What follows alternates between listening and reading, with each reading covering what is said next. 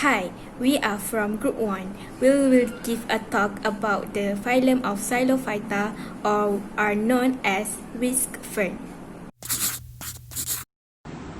Hello everyone, today I would like to talk about the phylum Psilophyta. First of all, phylum Psilophyta is a vascular plant, which means they have vascular tissues called xylem and phloem. Xylem carries the water from the roots, while the phloem carries the sucrose from the leaf.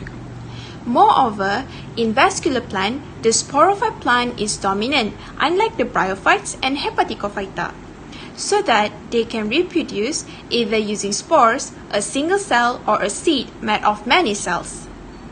We move to the main topic, phylum Psilophyta.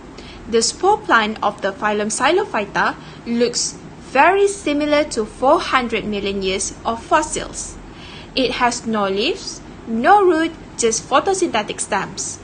They can either grow in the ground or be epiphytes, which means that they can grow either in stems or branches of another plant. Talking about the rhizoid, the underground rhizoid produces the dichotomously branch with the sporangia that are in group of 3 fused together. Sporangia produce haploid spores. Before we move into more details about the phylum Psilophyta, we should know that xylotherm is the examples of the plant under the phylum Psilophyta. So today I'm Sneha. I'm going to be talking about the structure and form of xylotome. The plant body of xylotome is differentiated into 2 parts, a horizontal underground rhizome and an erect aerial shoot. The rhizome is brownish in color and dichotomously branched. There are no roots. The rhizome is starred with a number of long, fine, thread-like rhizoids. The branching of the rhizome is irregular. Aerial short is a transverse section of the stems with 3 regions, namely epidermis, cortex, and stele.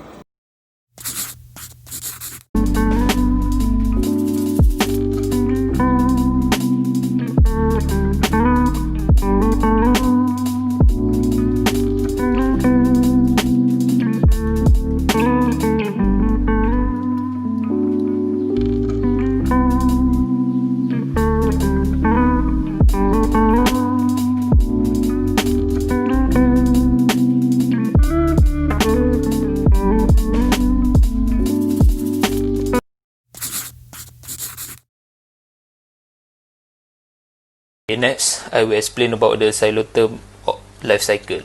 Okay, so basically, xylotherm plant body is a sporophyte and it is diploid to end. Next, in the xylotherm body, they are synergium. Synergium means a spore-bearing structure, which they have 3 fusion product of the sporangia. Next, in the synergium, there are diploid mother cell which will undergo meiosis to produce haploid spores, and then after that the spores will germinate and will forming gametophyte or protellus. In fact, xylotherm is a monoecious, which means the both Enteridia and Archegonia are in the same individual, or we can call hermaphroditic.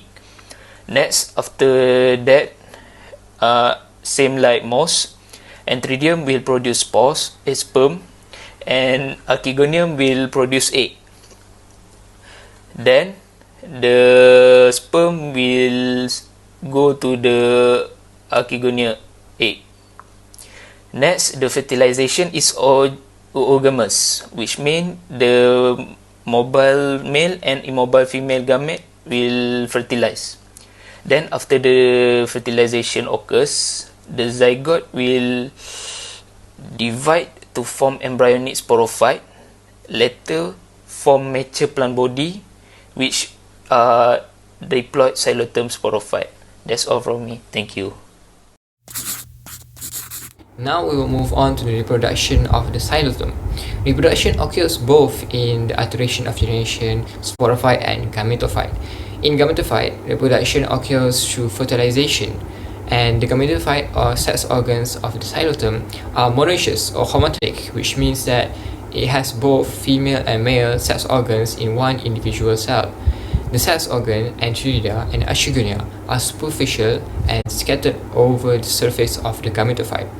Thus, fertilization occurs through the union of the multiflagellated sperm and the egg cells, which forms the diploid of a zygote.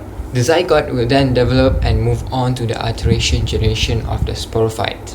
Thus, the xylem also reproduce vegetatively as well as by spores. The sporophyte, as well as the gametophyte of xylem, propagate vegetatively through the production of gamete.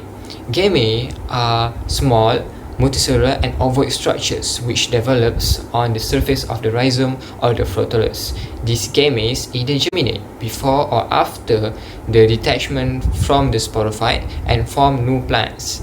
Next, the reproduction of spores in xylem are born in triads on the adatial side of the appendages or at the leaves at the dichotomy, and they are slightly raised on broad but short stalks.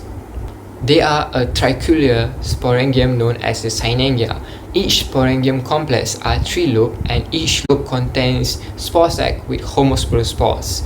Then, the mature sporangium will burst open and spread its spores through a vertical split.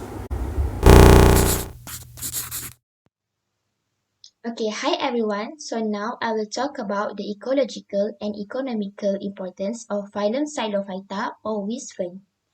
First, for the ecological importance, Whisk act as bioindicator for the health of ecosystem. Secondly, it also provide microhabitat for small animals. And lastly, it also fill unique niches in the ecosystem. For the economical importance, first of all, Whisk can be used for medical value, such as to treat diarrhea and act as antibacterial. Secondly, it also can be used for ornamental plants, such as for landscape purposes. And lastly, it also acts as air purifier. That's all for the economical and ecological importance of Whisk. And last but not least, these are the pictures of Whisk. Thank you.